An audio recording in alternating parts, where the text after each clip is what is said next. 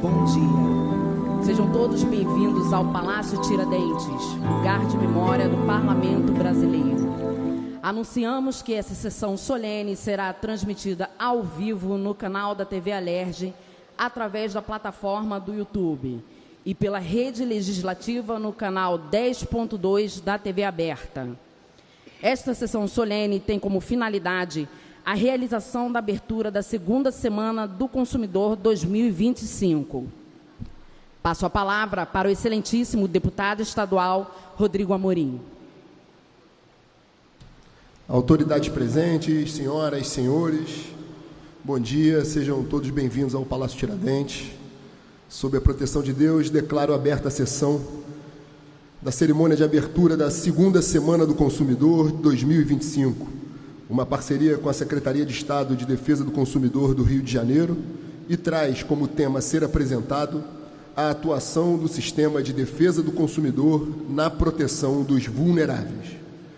Para compor a mesa dos trabalhos, está aqui ao meu lado o secretário de Estado de Defesa do Consumidor, meu amigo, meu irmão, Gutenberg de Paula Fonseca.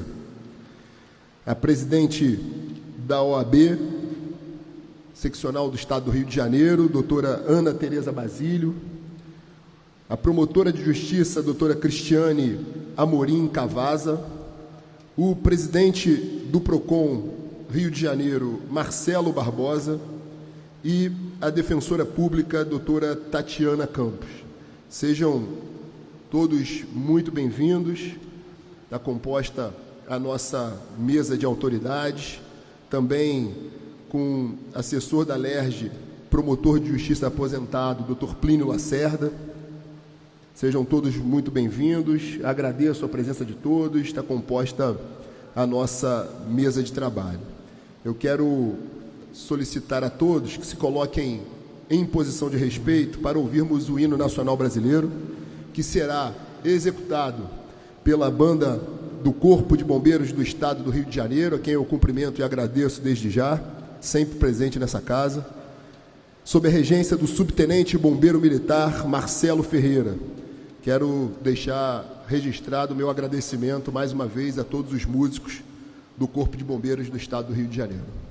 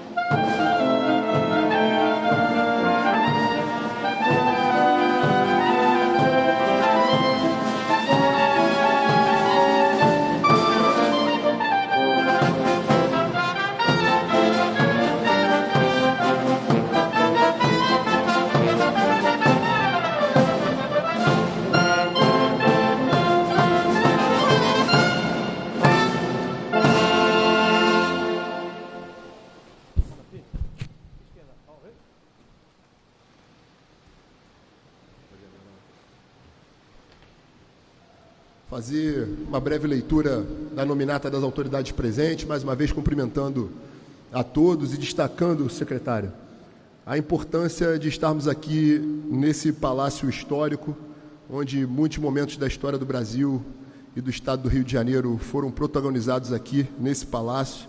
Então é muito emblemático cada vez que tenho a honra de poder presidir ou participar de alguma sessão nesse Palácio Tiradentes. Sempre faço questão de ressaltar a importância histórica daqui, da sede histórica do Poder Legislativo Estadual.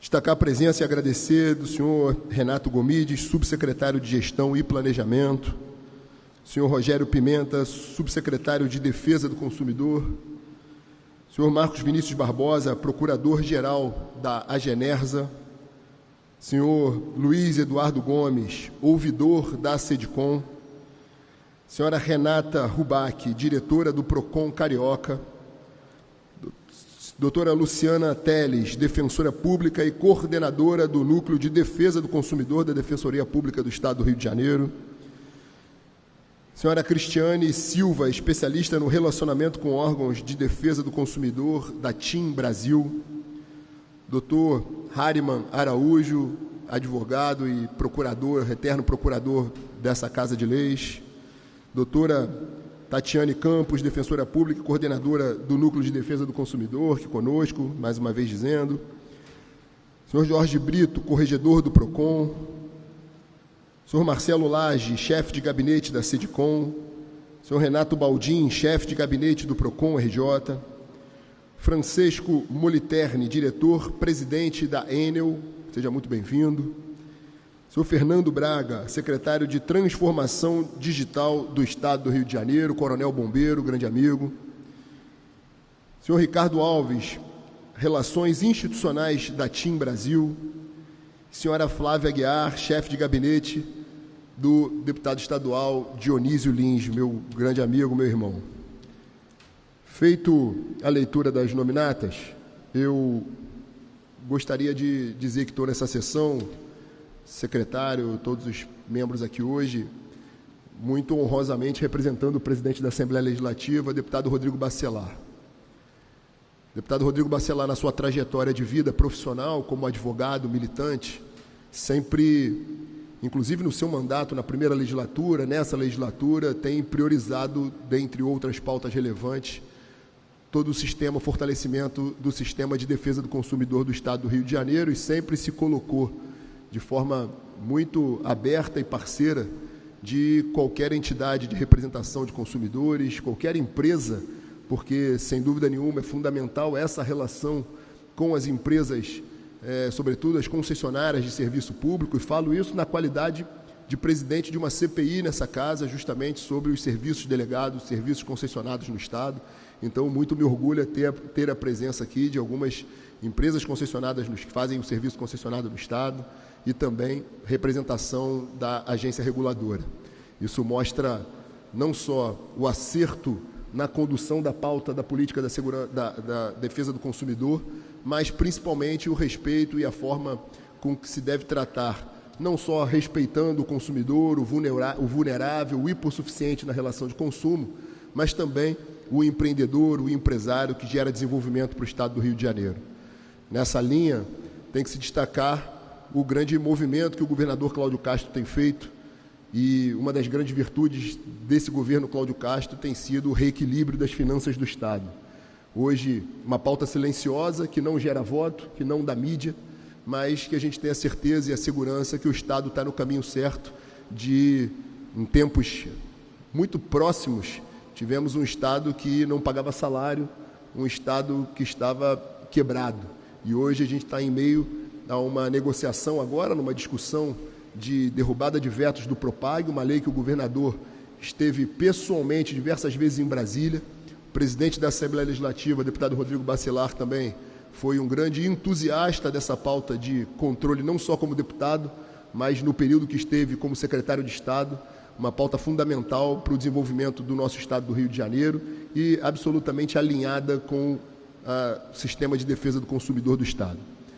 Me permito aqui quebrar o protocolo de forma muito rápida e dizer, meu irmão, que estar aqui hoje presidindo uma sessão no Parlamento Fluminense, no meu segundo mandato, hoje presidente da CCJ, além da minha gratidão ao presidente Bacelar pela confiança, a todos os colegas nessa casa, me orgulha muito poder estar aqui como deputado.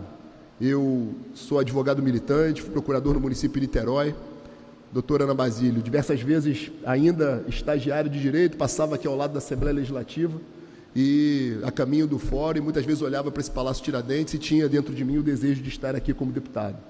Deus me permitiu estar aqui, poder realizar esse sonho, e preciso aqui revelar para todos que um dos responsáveis e que contribuiu muito para que eu chegasse aqui, aliás, tem dois aqui hoje, além de muitos amigos que aqui vejo, mas está aqui o Valdir, presente, que esteve ao meu lado durante todo o processo que me trouxe para essa casa, antes dele, e o Gutenberg de Paula Fonseca, que foi um grande irmão, um grande amigo e um grande braço para que eu tivesse estar aqui. Fica aqui o meu reconhecimento, a minha gratidão e o orgulho como cidadão do Rio de Janeiro de ter você à frente de uma pauta tão importante, você que já desempenhou diversas missões nesse Estado, na segurança pública, na ordem pública, e eu tenho batido muito nessa tecla, na Secretaria de Governo e agora à frente da Secretaria do Consumidor, um grande acerto do governador Cláudio Castro e que tem o reconhecimento do Parlamento Fluminense.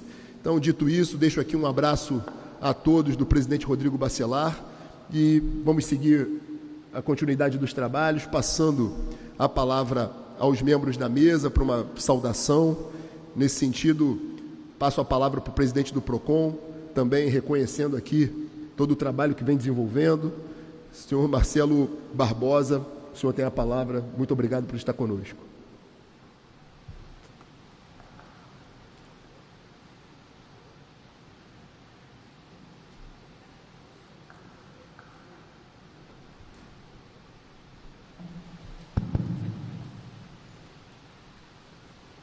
Excelência, muito obrigado pelas palavras. Bom dia a todos presentes. É com grande satisfação estar aqui para dar início à segunda semana de defesa do consumidor. Antes de tudo, gostaria de saudar e agradecer a presença das autoridades que nos prestigiam nesta ocasião. O excelentíssimo deputado Rodrigo Amorim, representando o excelentíssimo presidente da Assembleia Legislativa do Estado do Rio de Janeiro, deputado Rodrigo Bacelar, o excelentíssimo secretário de Estado de Defesa do Consumidor, senhor Gutenberg Fonseca, a excelentíssima presidente da Ordem dos Advogados do Brasil, Seção Rio de Janeiro, doutora Ana Tereza Basílio, a excelentíssima promotora de Justiça, doutora Cristiane Cavazza, representando o Ministério Público, e o Procurador-Geral da Justiça, doutor Antônio José Moreira, a excelentíssima Defensora Pública, Tatiane Campos, representando a Defensoria Pública do Estado do Rio de Janeiro, além de todos os representantes dos PROCONs municipais e demais presentes. Senhoras e senhores, o PROCON RJ tem orgulho de receber cada um de vocês neste evento tão relevante. Essa semana é uma oportunidade única para reafirmarmos nosso compromisso com a defesa dos direitos do consumidor e o fortalecimento das relações de consumo no Estado. Nosso papel vai além da fiscalização. Somos parceiros da população, trabalhando para garantir um mercado mais justo, equilibrado e acessível, especialmente para aqueles em situação de maior vulnerabilidade. Essa missão se torna ainda mais eficaz graças à parceria com a Secretaria de Estado de Defesa do Consumidor e o Governo do Estado do Rio de Janeiro, que têm sido os grandes aliados nessa causa. Ao longo desta semana, promoveremos debates, palestras e mutirões para levar informação, conscientização e soluções práticas à população. Um dos destaques do evento será o mutirão de negociação de dívidas, uma iniciativa essencial para muitos consumidores que possam regularizar sua situação financeira e recuperar sua dignidade no mercado. Reafirmamos, assim, nosso compromisso de estar sempre ao lado do consumidor, buscando garantir seus direitos e fortalecer a cidadania. Agradeço imensamente a presença de todos, e desejo um evento produtivo e inspirador. Muito obrigado. Obrigado. Passo a palavra para a doutora Tatiana Campos, defensora pública. Olá, bom dia a todos presentes. Em primeiro lugar, gostaria de cumprimentar a mesa na pessoa do presidente, o deputado Rodrigo Bacelar, e agradecer imensamente o convite. É uma honra para a Defensoria Pública estar presente nesse seminário que trata de um tema tão caro para a Defensoria, que é justamente a defesa do consumidor, que, por lei, é considerado como vulnerável. E a gente está aqui representando não só qualquer consumidor vulnerável, mas, sobretudo, os consumidores hipossuficientes. Então, ter esse lugar de fala e comunicação com todos os presentes é de suma importância. A gente se coloca à disposição aqui para integrar o sistema de defesa do consumidor da melhor forma, realizar laços para a gente conseguir resolver a maioria dos problemas de consumo de forma extrajudicial e administrativa, sem precisar chegar e levar as nossas demandas ao Poder Judiciário, que é o sonho da gente, porque celeridade na defesa do consumidor é de suma importância. Eu brinco que direito do consumidor é a matéria que mais agrada os alunos na faculdade, porque é a única matéria que todos os alunos que estão sentados nos bancos são consumidores. Então, são pessoas que entendem o que eu estou falando quando a gente está dando aula, entendem e têm interesse nos direitos. Então, para muito além de ser uma semana do consumidor, né, meramente publicitária, a gente fazer um seminário desse para uma campanha de consumidor de informação de direitos é muito importante, e eu agradeço muito por essa iniciativa da LERJ. Muito obrigado, uma salva de palmas. Passo a palavra à doutora Cristiane Amorim Cavazza, promotora de Justiça do Ministério Público do Estado do Rio de Janeiro. Bom dia aos presentes. É uma satisfação estar aqui representando o Procurador-Geral de Justiça, Dr. Antônio José Moreira, e nesse prédio histórico, especialmente em razão dessa data tão significativa que é a Semana do Consumidor. Queria deixar meus cumprimentos para o deputado Rodrigo Amorim, que está presidindo a mesa, e em seu nome cumprimento todos os integrantes da mesa de abertura.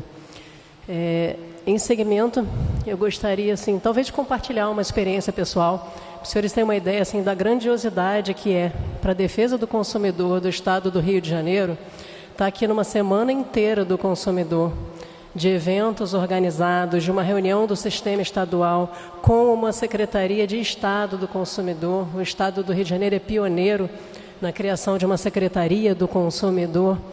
E digo compartilhar minha experiência porque eu estou nesse sistema já tem um tempinho, e há mais de 10 anos atrás a gente defendia a importância da gente ter um sistema estadual de defesa do consumidor integrado, que a gente pudesse trocar informações, que a gente pudesse compartilhar experiências, que a gente pudesse traçar estratégias para a defesa do consumidor do Rio de Janeiro.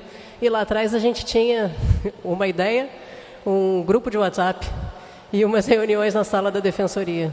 E olha como evoluiu a defesa do consumidor do Estado do Rio de Janeiro, né? Com uma Secretaria de Estado, com reuniões estruturadas. E eu espero muito que isso venha a se reverter em benefícios, né, em direitos assegurados para todos os consumidores do Estado do Rio de Janeiro. Louvo também a iniciativa da Secretaria de Estado do Consumidor, em razão dos temas escolhidos para os painéis, de ter um olhar diferenciado para aquele consumidor que precisa de um olhar diferenciado, né? Então, nessa semana vamos ter painéis sobre racismo nas relações de consumo, sobre a mulher nas relações de consumo, sobre o consumidor idoso, sobre o consumidor pessoa com deficiência. Então, eu só posso realmente agradecer de estar vivendo aqui esse momento, nesse prédio histórico, que eu acho que é um momento histórico também para a defesa do consumidor do Rio de Janeiro. Muito obrigada. Obrigado, doutora.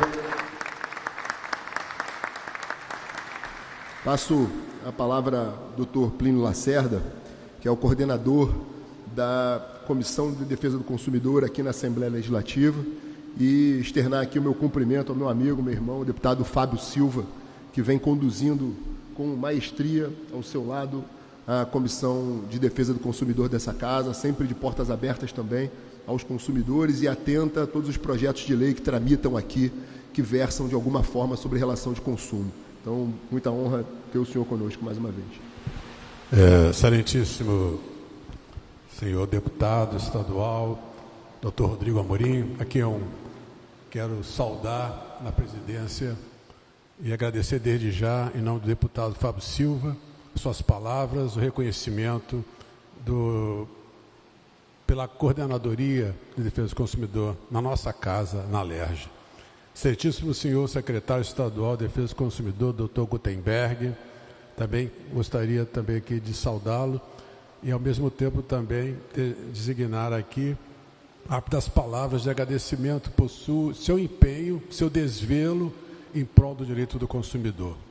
Excelentíssima doutora Ana Tereza Basílio, nossa presidente da Ordem dos Advogados aqui no Rio de Janeiro, minha colega, doutora Cristiane Amorim, promotora de Justiça, excelentíssima doutora Tatiana Campos, defensora pública, eu não poderia deixar de registrar meu agradecimento de estar aqui representando o deputado Fábio Silva, em prol da Comissão de Defesa do Consumidor, em prol dos nossos direitos do consumidor, esta comissão que engaja junto com o sistema, e a doutora Cristiane Amorim nos fez refletir sobre o passado, sobre o que é interessante rever o passado para verificarmos os nossos direitos como consumidor.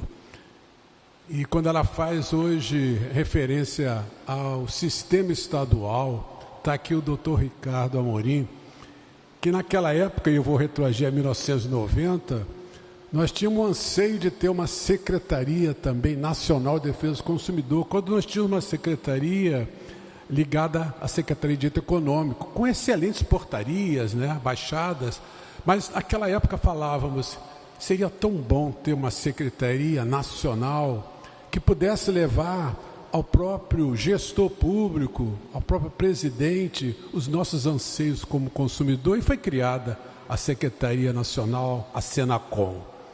Pois bem, doutora Cristiane, então, agora destaca aqui também que o Rio de Janeiro, nossos anseios foram atendidos.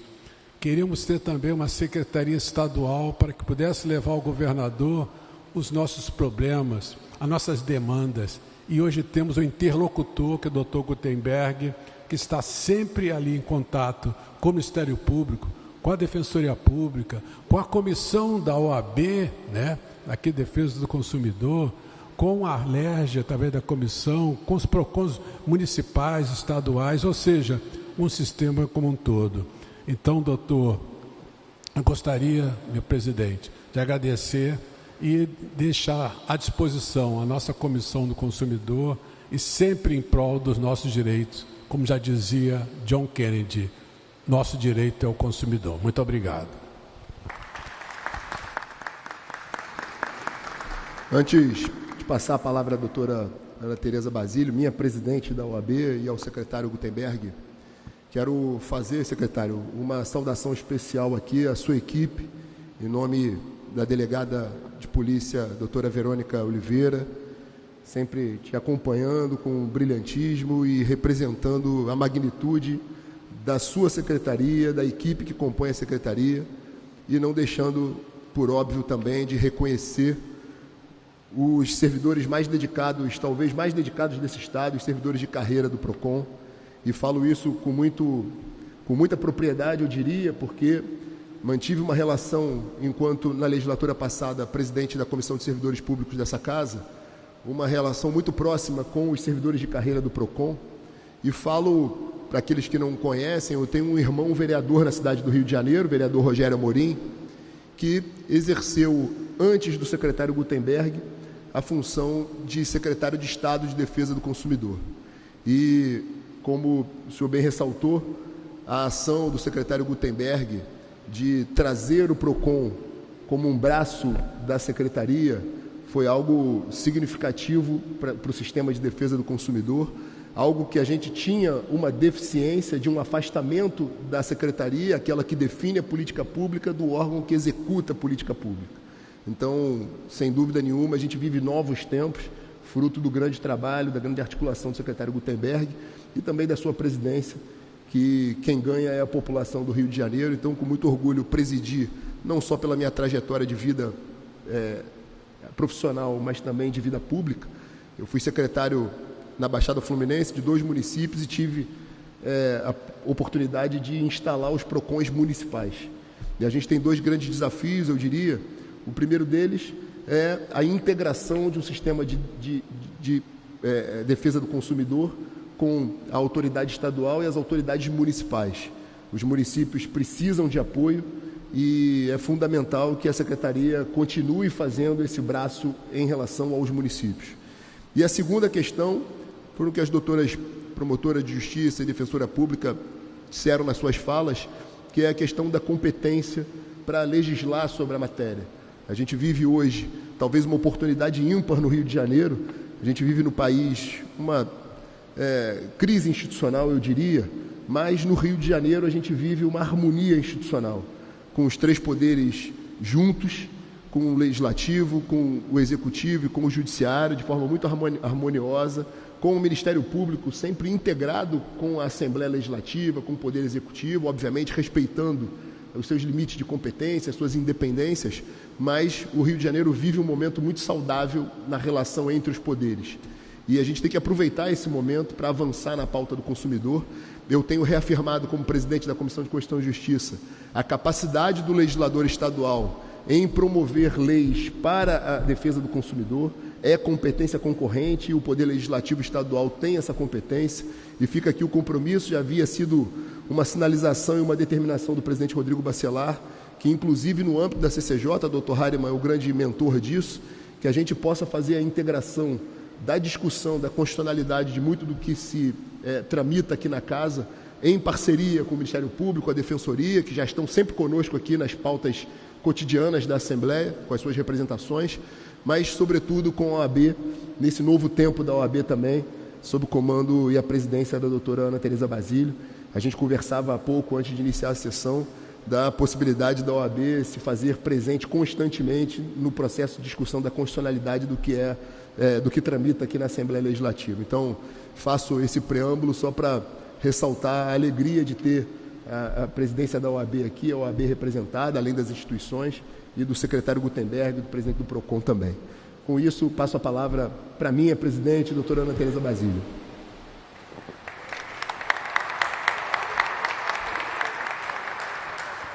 Muito obrigada, querido deputado Rodrigo Amorim, que preside essa bela mesa nesse importantíssimo evento, a segunda semana do consumidor, promovido pela SEDCOM RJ, que é a única Secretaria de Estado no Brasil destinada aos interesses do consumidor, à preservação das relações de consumo. Eu também queria saudar, então, o secretário Gutenberg Fonseca, que faz um trabalho magnífico há menos de um ano. Ele me lembra, deputado Rodrigo, a campanha do Juscelino Kubitschek, 50 anos em 5, ele é 10 anos em 1. Tantos eventos já promovidos, tantas iniciativas importantes. Também queria saudar o presidente do PROCON, Dr. Marcelo Barbosa, que faz um belíssimo trabalho à frente da instituição, o Dr. Bruno Lacerda, que é presidente da Comissão da Alerj de Direito do Consumidor, um colega também extremamente dedicado a essa causa. E também saudar as nossas colegas promotora Cristiane e a defensora pública Tatiane. Queria saudar a todos aqui presentes, lembrando que estamos todos aqui unidos, como disse o deputado Rodrigo Amorim, as instituições unidas com um propósito comum, que é aperfeiçoar, aprimorar as relações de consumo. E esse trabalho em parceria é muito profícuo.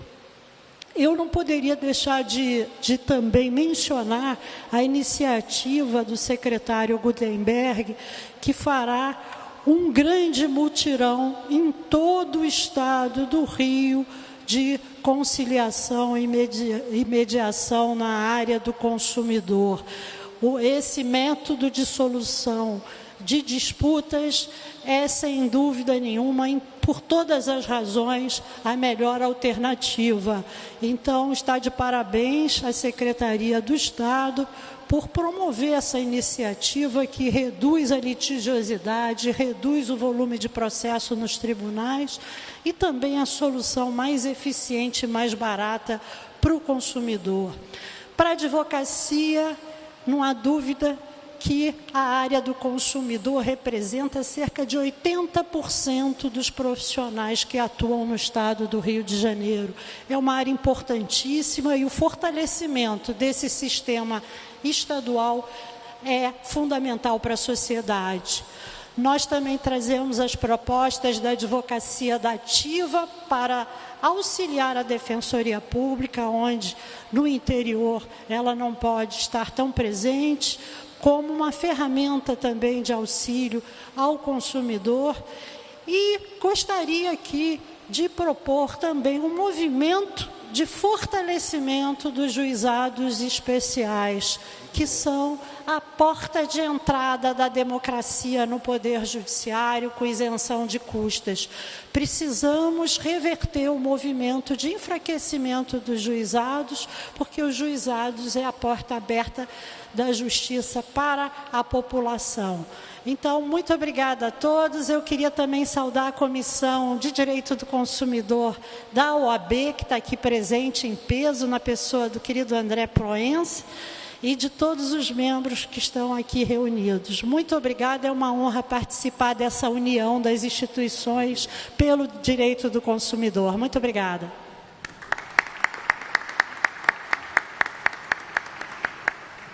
Passo a palavra para o meu irmão, secretário de Defesa do Consumidor do Estado do Rio de Janeiro, Gutenberg de Paula Fonseca. Senhoras e senhores, bom dia.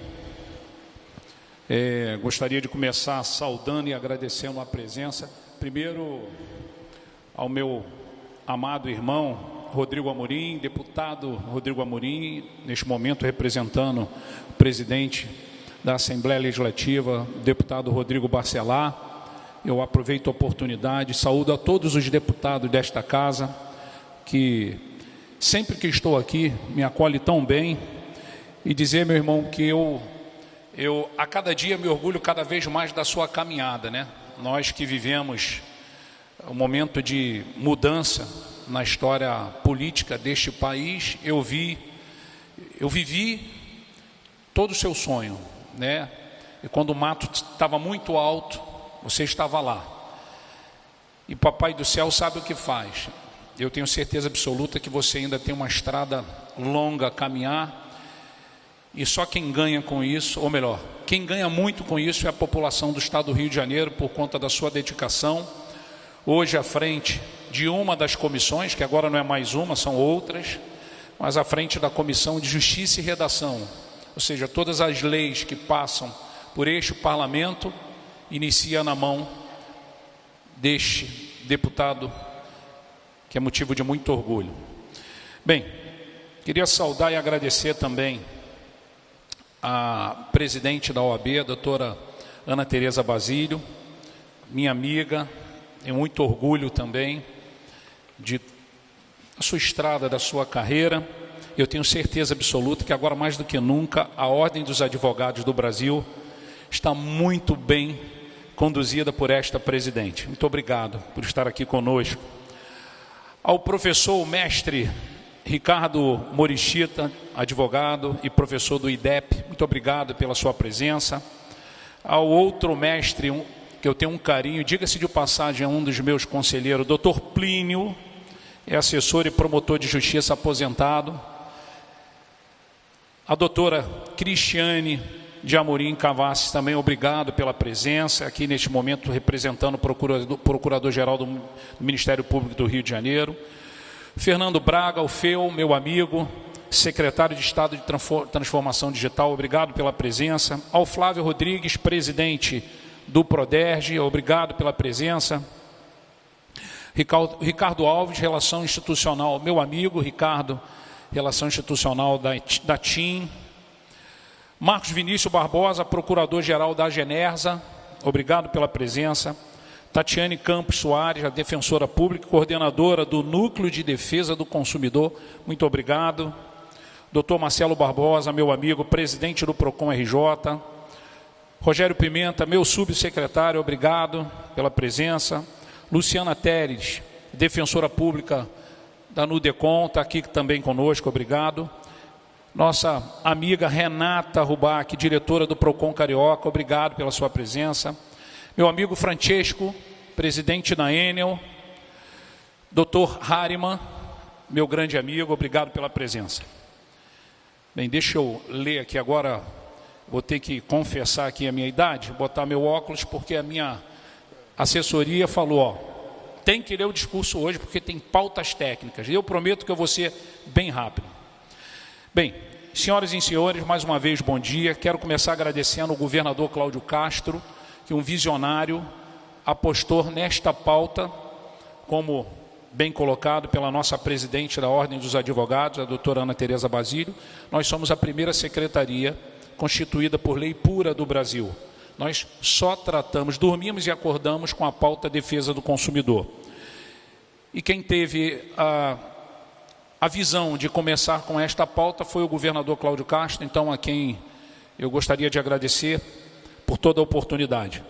E ao presidente da Assembleia Legislativa, eu costumo dizer o seguinte, Papai do Céu não escolhe os preparados, ele prepara os escolhidos, e ele, sem dúvida nenhuma, é um escolhido por Deus, porque o que ele vem fazendo à frente dessa Casa de Leis é uma coisa impressionante. A última resposta do que ele vem fazendo foi ser reeleito por unanimidade pelos 70 deputados dessa casa. Então, eu também tenho muito orgulho de ser um irmão. Todas as vezes que eu levo a ele a pauta da defesa do consumidor, ele para tudo para dar atenção. Tanto que esta casa aprovou e depois o governador sancionou a lei que constituiu a primeira Secretaria de Defesa do Consumidor do país. Agradecer também a todas as autoridades aqui presentes, representantes do Tribunal de Justiça, da Secretaria Nacional de Defesa do Consumidor, do Ministério Público, da Defensoria Pública, mais uma vez da OAB, e ao presidente do PROCON, Dr. Marcelo Barbosa, meu amigo. Um agradecimento especial aos PROCONs municipais e a todos os consumidores presentes, porque afinal somos todos consumidores, como já dizia o presidente John Kennedy. É com grande alegria e um profundo senso de responsabilidade que damos início à segunda semana de defesa do consumidor. Este é um momento de celebração, reflexão e, sobretudo, de ação. A finalidade deste encontro é reafirmar nosso compromisso com a proteção dos direitos de todos os consumidores, sem distinção. Ao longo dos próximos 5 dias, vamos estimular debates, promover palestras e realizar multirões de renegociação financeira, que pela primeira vez na história estão sendo realizados de forma simultânea em 7 regiões do Estado. Um feito inédito. Sempre com o intuito de informar, conscientizar e garantir que os direitos dos consumidores sejam respeitados. Nossa missão é clara, e aí parafraseando com meu amigo Arnaldo César Coelho, a regra é clara. Levar soluções concretas, principalmente para aqueles que mais precisam. O Dia Mundial do Consumidor, celebrado em 15 de março, teve origem em um discurso do presidente norte-americano John Kennedy em 1962, quando ele destacou os direitos básicos do consumidor: segurança, informação, escolha e o direito de reclamar ou opinar. No entanto, essa luta por justiça nas relações de consumo já podia ser observada muito antes, como nas lutas por igualdade social, incluindo o famoso ato de Rosa Parks, em 1955, ao se recusar a ceder o seu lugar no ônibus a um homem branco. Esse evento reforça a importância da coletividade na defesa dos direitos civis, algo que também aplicamos à luta pelos direitos dos consumidores. O tema desta semana é a defesa do consumidor na proteção dos vulneráveis. Precisamos olhar com atenção especial para os consumidores mais frágeis. A vulnerabilidade pode se manifestar de várias formas, falta de acesso à informação, exclusão digital, desequilíbrio econômico e dificuldade no acesso à justiça. Dentro desses grupos, os hipervulneráveis merecem uma atenção redobrada. Os idosos, as crianças, as pessoas com deficiência e aqueles em situação de vulnerabilidade social.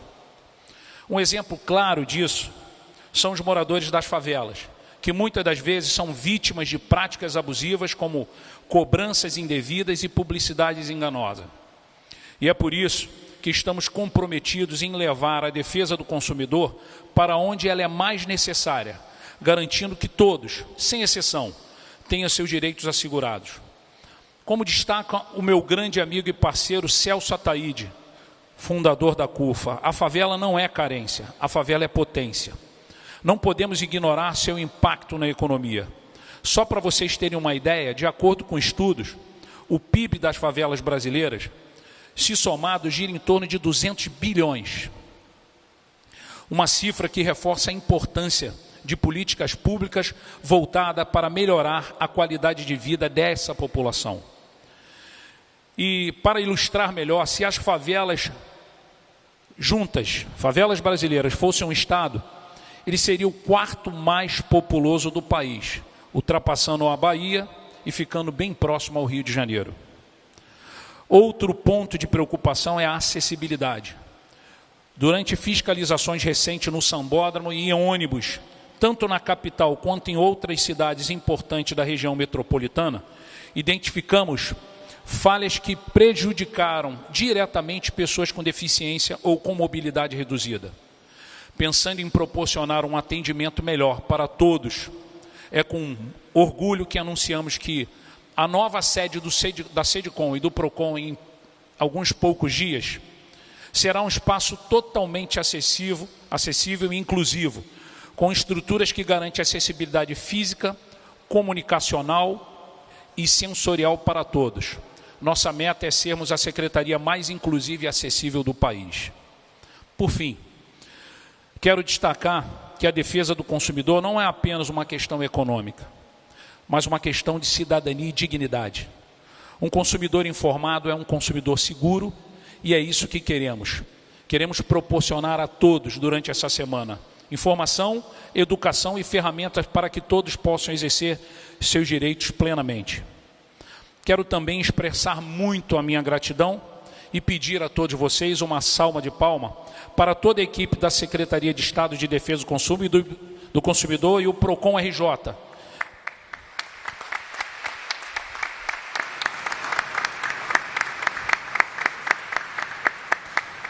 Que se empenharam junto a todos os profissionais e servidores desta Casa, da Assembleia Legislativa, para que este evento fosse realizado. Parabenizo a todos pelo extraordinário trabalho realizado em tão pouco tempo desde a criação da Secretaria.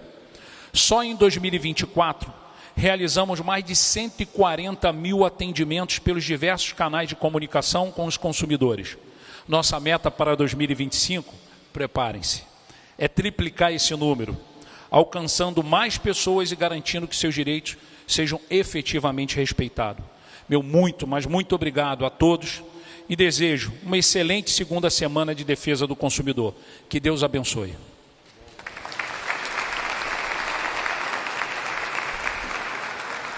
Quero aproveitar também para saudar a presença do Dr. Bruno Leite, advogado, presidente do Conselho do PROCON Carioca e consultor da Comissão do Consumidor Estadual e Federal.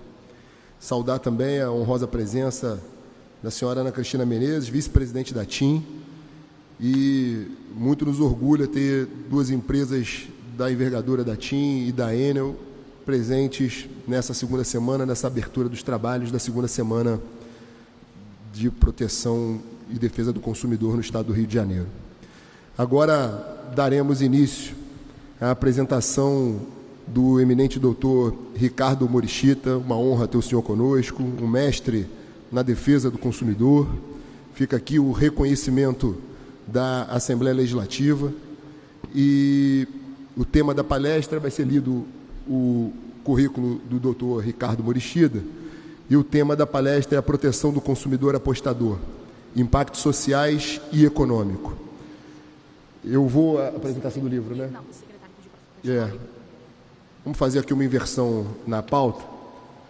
Por determinação aqui do secretário Gutenberg Fonseca, como a gente fez a citação da presença da vice-presidente da TIM Brasil, doutora Ana Cristina Menezes Oliveira, eu convido a vice-presidente para a entrega dos Códigos de Defesa do Consumidor em Braille. Esse projeto, fruto da parceria entre a TIM Brasil e a Secretaria de Estado de Defesa do Consumidor do Rio de Janeiro, reafirma o compromisso com a inclusão e a acessibilidade, valores fundamentais em suas atuações. A vice-presidente fará uma fala antes da entrega do exemplar e, mais uma vez, saudando e firmando aqui o compromisso dessa casa em receber esse exemplar e deixar à disposição para todos os consumidores que necessitem fazer uso desse instrumento importante, à disposição aqui na Assembleia Legislativa, lhe saudando, parabenizando pela iniciativa e reconhecendo essa importante iniciativa da TIM Brasil. Muito obrigada. Saúdo a todos presentes nessa Casa Legislativa, saúdo o presidente da mesa, saúdo todos que estão aqui na mesa, essa mesa tão importante. É uma grande honra estar aqui distribuindo esse Código de Defesa do Consumidor acessível. Ele permite que a gente dê informação a todos. A informação para o consumidor, ela é muito importante. O consumidor sabendo dos seus direitos e cada empresa fazendo aquilo que é a sua obrigação, que é cuidar desse consumidor. Na TIM, a experiência do cliente é um dos nossos pilares estratégicos. Eu sou ouvidora há mais de 20 anos e agora eu sou vice-presidente também de experiência do cliente.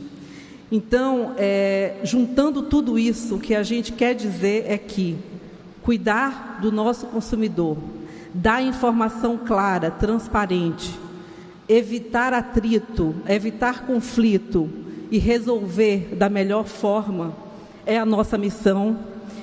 Agradeço também ao secretário pela oportunidade de distribuir esse documento aos PROCONs do Rio de Janeiro. É uma iniciativa inédita com a secretaria e agradeço ao deputado que está representando essa Assembleia Legislativa. Muito obrigada a todos e fico à disposição de vocês.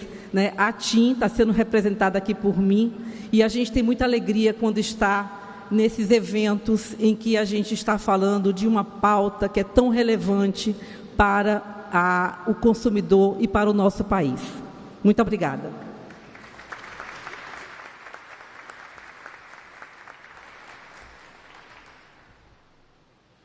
Bem, esse é uma parceria da TIM, que inclusive é a única empresa de telefonia que tem escritório no estado do Rio de Janeiro, tá? E essa parceria, a TIM está disponibilizando para a Secretaria de Estado, que vai encaminhar para os PROCONs municipais um exemplar em Braille. Eu, que aos 14 anos de idade, fiz curso e me formei em Braille. Para mim é motivo de muito orgulho. Como eu disse anteriormente, a Secretaria de Estado de Defesa do Consumidor e o PROCON juntos vai ter uma secretaria, uma sede mais inclusiva e mais acessível do país. Lá nós temos estacionamento para carros adaptados, rampa para cadeirantes, piso tátil para cegos, sala sensorial para mães com filhos autistas que muitas das vezes não consegue ser atendida porque não tem aonde deixar o filho, agora vai ter. E também um espaço reservado para aqueles que precisam de andar com cão-guia. Então, é motivo de muito orgulho. E, neste momento, o primeiro exemplar a TIM está entregando para a LERJ, para que a Assembleia Legislativa tenha em sua recepção o primeiro exemplar em Braille, para aqueles que necessitarem ter ali na recepção um exemplar desse. Muito obrigado.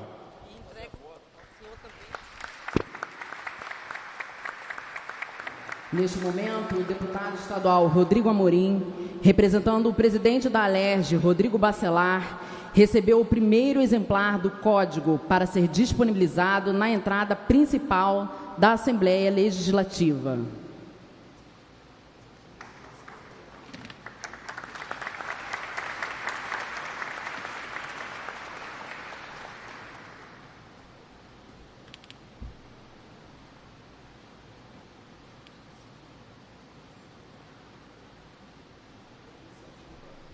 Grande iniciativa, secretário Gutenberg, reconhecimento aqui, em nome da Assembleia Legislativa, à iniciativa da TIM Brasil.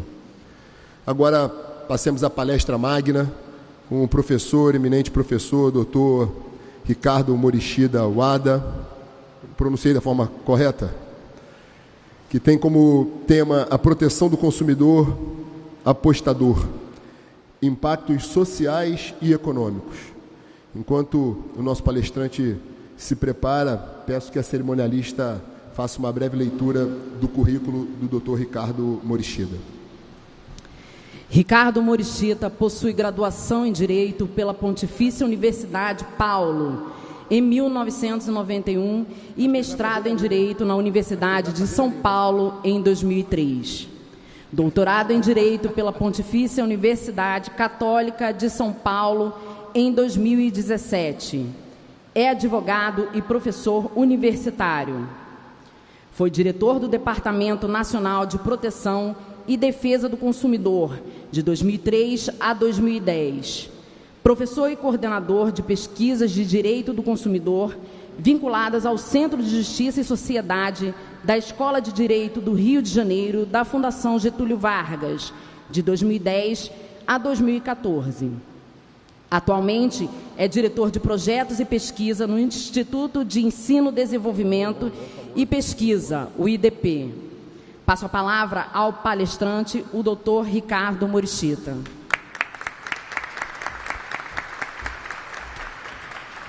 Vou aqui oferecer para aqueles que estão compondo a mesa, que queiram se posicionar, queiram desfazer a mesa para se posicionar de forma mais confortável para assistir a palestra, fiquem à vontade, ou permaneçam aqui. Regimentalmente eu tenho que permanecer aqui, mas aqueles que queiram se dirigir ao plenário podem ficar à vontade para que possam assistir com mais conforto e com mais atenção a palestra do Dr. Ricardo. Por uma questão regimental, enquanto estiver acontecendo a sessão, tem que haver um deputado presidindo, eu permaneço, mas ficam aqueles ou optem em ficar à mesa ou queiram se dirigir ao plenário. Mais uma vez agradecendo a presença de todos dessa honrosa mesa e passando a palavra para o Dr. Ricardo. Meu muito bom dia a todos. Deputado Rodrigo Amorim, que preside essa sessão. Quero cumprimentar na pessoa do deputado Rodrigo todos os membros dessa Assembleia Legislativa. Queria também, inicialmente, agradecer o convite ao secretário Gutenberg Fonseca, pessoa na qual gostaria de cumprimentar todas as autoridades aqui presentes. Deputado Rodrigo Amorim, secretário Gutenberg, é um grande prazer estar aqui nesse dia. Dr. Marcelo Barbosa, que representa aqui o presidente do PROCON Rio de Janeiro. Queria também, nessa ocasião aqui, cumprimentar aqui alguns amigos que eu vejo aqui. Queria começar pela doutora Renata Rubach, minha querida amiga do PROCON Carioca. Estou vendo o Plínio aqui também, um querido amigo, foi presidente do MPCOM, teve um trabalho extraordinário. A doutora Cristiane Cavaz, do Ministério Público. A doutora Tatiana, da Defensoria Pública, que agora coordena um núcleo tão importante para a defesa do consumidor do Brasil. Queria cumprimentar aqui meus amigos aqui do PROCON estadual, o André, a Ana, que fazem um trabalho extraordinário, né, secretário? E também aqui o pessoal da OAB, representando aqui na figura da doutora Ana Tereza Basílio. Cumprimentar a Ana, da TIM, o Ricardo, também muito bonita esse gesto de olhar para o vulnerável, né? A gente, nessa semana, está tendo um evento muito interessante na cidade de Austin, falando sobre as tendências, a tecnologia, o mercado, e teve uma palestra que me chamou muita atenção. A gente começa a olhar hoje para a saúde, não só para a saúde física e para a saúde mental. Notem que aos poucos os pilares da saúde eles foram se ampliando. No primeiro momento a gente pensava muito na saúde física, e quanta coisa a gente evoluiu, quanta coisa a gente cresceu, a gente amadureceu. A gente cuida do fitness, né, de fazer exercício, se alimentar bem. Essa é a saúde física, ela é importante. De uns tempos para cá, a gente começou a olhar também para a saúde mental, né? Como ela é importante. Então, há anos atrás, se você perguntasse se alguém fazia terapia, as pessoas tinham um pouco de um constrangimento de dizer, e hoje em dia é absolutamente normal. A gente sabe o quanto é importante a gente ter essa saúde mental. Mas agora entra um outro aprendizado que a gente vai tendo. Você vai vendo a literatura, as pesquisas, a gente vai conhecendo o terceiro eixo da saúde, que é a saúde social. A saúde social. As pessoas que se relacionam melhor, as pessoas que se relacionam com a comunidade, as pessoas que cuidam dos amigos, que cuidam dessas relações, vivem 3 anos mais do que aquela que cuida apenas da saúde física ou da saúde mental. A saúde social, ela entra como pauta cada vez mais nas políticas públicas. Vários governos hoje têm Ministério da Felicidade, Ministério da Solidão, porque nós sabemos o quanto a solidão hoje, ela é algo que afeta diretamente todas as pessoas. Ter amigo na internet é igual ter imóvel no banco imobiliário, né? Ele é importante, representa algum jogo, mas um amigo que é amigo e que troca, que senta, que conversa, que dialoga, que você checa como você está, a gente vai vendo como isso cada vez mais é relevante. Nesse dia que nós estamos próximos de comemorar a data em que entrou em vigor o Código de Defesa do Consumidor, Verônica, no dia 11 de março é que entra em vigor, Flávia. Você sabe disso, né? A Flavinha acompanha há muito tempo essa discussão da defesa do consumidor. Então, nesse marco que começa, em que a gente comemora a entrada em vigor do Código de Defesa do Consumidor, nada melhor do que atualizar essa perspectiva do Código. A proteção individual, claro que é relevante, a física, a psicológica e agora a social. É claro que a tutela individual é importante, mas a coletiva, mais do que nunca, passa a ser relevante, porque é a tutela coletiva, essa dimensão transindividual, que começa a dialogar, que começa a aparecer no nosso dia a dia, na nossa pauta, cada vez com mais frequência. Então, olhando um pouco para tudo isso, eu queria compartilhar com os amigos de Procon, que eu queria cumprimentar aqui, saudar sempre, todos os nossos consumidores, em olhar para o que está acontecendo hoje, nesse que é uma das maiores, digamos assim, uma das maiores novidades que a gente está tendo, sempre lembrando que começou em 2018, que é quando houve uma liberação, algo que eu não entendo até hoje, porque em 2018 se disse que se poderia se realizar os jogos, as apostas, principalmente de cota fixa, as bets, mas que em 2018 se disse, se pode, mas depende de regulamentação. Não tinha regulamentação, mas começou de qualquer forma. Desde 2018, se começou essa atividade das bets na nossa sociedade sem autorização, que é curioso. Se começou, em 2023 nós tivemos um marco legal, e agora em 2024, no ano passado, nós tivemos uma regulamentação um pouco mais detalhada. É um desafio, Tem gente que gosta, tem gente que não gosta das apostas, mas eu tenho um profundo respeito democrático, porque uma casa de leis que nos representa, que é o Congresso Nacional, autorizou, reconheceu e regulamentou. Mas algo curioso aconteceu, a gente liberou para agora tentar regulamentar. Se tirou o gênio da garrafa, tem que colocar dentro. Acho que vai ser um tremendo desafio. É um pouco disso que eu quero falar hoje com todos vocês. Vou ser breve, mas eu queria compartilhar algumas tremendas preocupações em relação a esse tema. Então, para isso, eu queria pedir ajuda aqui, se puder passar aqui a tela, para a gente poder mostrar o que eu quero conversar. Para trazer esses aspectos sociais e econômicos, eu queria usar uma pesquisa do IPESP, que é o antigo IBOP, né? Essa pesquisa ela é importante, nos dá uma referência, e depois eu queria compartilhar um pouquinho desse diálogo entre o marco regulatório, a 14.790, e o Código de Defesa do Consumidor, claro, para puxar um pouquinho para a comemoração, para a celebração dessa data, dessa efeméride que é tão importante. Então são duas coisas. Primeiro quero falar um pouco desse contexto com base em pesquisa, com base em evidências, números, e depois eu queria fazer um diálogo um pouco mais do nosso dia a dia, que é da defesa do consumidor. Vamos olhar para a próxima tabela, próximo slide, se puder passar. Como é que nós estamos hoje? Que essa é a primeira pergunta. E o que a gente pode fazer? É a segunda pergunta. Toda a apresentação vai girar em torno desses dois tópicos. Como nós estamos hoje? Queria compartilhar uma visão geral. Hoje o Brasil tem uma secretaria que cuida disso, que é a Secretaria de Prêmios e Apostas. Tenho conversado com eles, tenho dialogado, são pessoas sérias, pessoas tecnicamente são competentes. Acho que o Brasil tem uma estrutura pública, um funcionalismo público competente, então tem uma estrutura muito séria.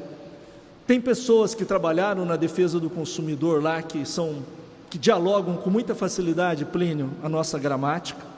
Daniele está lá, né? Daniele Cardoso cuidou a gente diz assim, a Juliana é a mãe e ela foi também junto com a Juliana, a mãe do consumidor Gov. Então, ela colocou o nascimento do consumidor Gov, a gente sabe disso, e está lá, cuidando exatamente do jogo responsável. Então, tenho aqui um diálogo já direto nesse momento. E como é que nós estamos hoje? Essa secretaria, ela colocou em consulta pública, que eu acho extraordinário, em consulta pública, a definição do que vai ser a agenda regulatória para os próximos anos. Aqui é uma oportunidade extremamente importante dos sistemas estaduais da defesa do consumidor do Brasil inteiro participarem dessa consulta pública e participarem principalmente dando sugestão, que é quando se define o que é uma agenda regulatória. Na administração, na gestão pública hoje, é fundamental você planejar, você intervir, medir, corrigir, calibrar, e o momento de se definir é agora, e eles definiram algumas pautas. 3 são relevantes para a defesa do consumidor, vou ver se eu comento um pouquinho mais adiante. Mas esse é o momento que nós estamos vivendo hoje. E o amanhã? O que nós podemos fazer? Vamos trabalhar isso. Vamos voltar para a pesquisa do IPESP, que eu quero compartilhar aqui algumas informações. A gente pode passar o slide, por favor? Primeiro, é uma pesquisa nacional. André, o IPESP é o antigo IBOP, né, no final. Foi uma pesquisa nacional, foi feita no ano passado. 2.000 pessoas que foram ouvidas, Brasil. Então, é uma pesquisa nacional, sempre maiores de 18 anos e com 2,2, deputado, de margem de erro. Então, é uma pesquisa muito boa, uma assertividade de 95%. É um bom retrato para a gente entender o que está acontecendo. A primeira coisa que eu queria mostrar. Muita gente joga? A gente nunca tem ideia, parece que sim, parece que não. Agora a gente tem um dado. Quase metade da população declara que joga ou que tem alguém na casa que participa do jogo. Então é um número expressivo de pessoas que nessa pesquisa indicou que participam hoje desses jogos e apostas. Às vezes a gente vê que a linguagem, ela cria um horizonte de possibilidade. E quando você chama as coisas de nomes diferentes, as pessoas se surpreendem. A gente está falando de jogo de azar. A gente chama de bet para simplificar. Mas quando você chama de bet, parece que muda um pouco, né? Fica menos. Parece que você vai ganhar. Quando você fala jogo de azar, você perde. Quando você fala bet, você fala não, agora é a mesma coisa. Mas enfim, 40% diz que participa, ou que jogou, ou que tem alguém na casa que joga. 21% diz já joguei, mas eu parei. Então a gente olha que quase mais da metade da população estão envolvida. É um contingente muito grande de apostadores. A gente está falando, Renata, de uma pesquisa nacional. Vamos para o segundo slide. Tem uma segunda informação importante. Quando se pergunta para eles o que eles acham dos sites de jogos e apostas, olha aqui, olha esse número. 57% tem uma avaliação negativa. É bom, 30 anos depois do Código de Defesa do Consumidor, quase 30 anos, né? Estou falando 25 anos, 1990, 25 anos, o consumidor, ele está mais cauteloso. Então, ele tem um cuidado, ele tem uma avaliação daquilo que está acontecendo com ele, e é negativo. 85% dizem que confiam pouco, ou não confiam no site. Quando a gente olha para esse número, acho que geram duas informações importantes.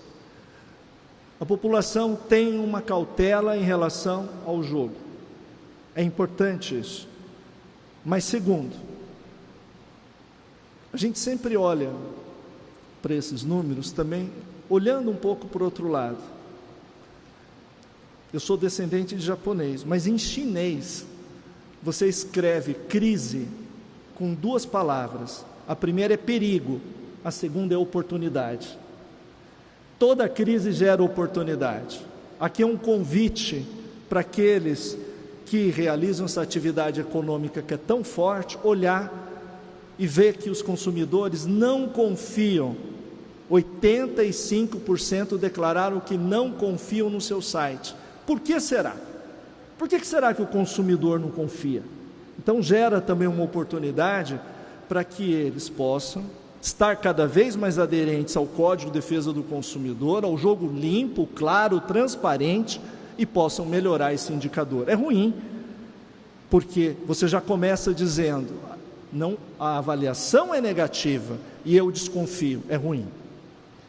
O outro dado que dialoga diretamente com a defesa do consumidor, 40% tem uma preocupação, porque eles viram, vivenciaram os familiares, as pessoas contraindo dívidas. Então, a gente está dizendo que os consumidores, nessa pesquisa, viram, experimentaram pessoas ou eles próprios fazendo dívida com a sua atividade. E aí a gente tem 45% declarando, não só que fizeram dívida, mas que foram afetados por essas dívidas. É um dado preocupante. A gente está falando de uma pesquisa nacional, uma granularidade grande, então uma visão geral, e a gente imagina que média é sempre, a gente diz, cabeça no freezer e pé no forno, né? Porque tem os extremos. Tem gente que deve ter passado por situações muito mais difíceis do que a gente está imaginando. Agora, o ponto que mais preocupa para aquele que trabalha com a defesa do consumidor: por que você está jogando? Qual a razão do jogo? Por que ele é tão atrativo?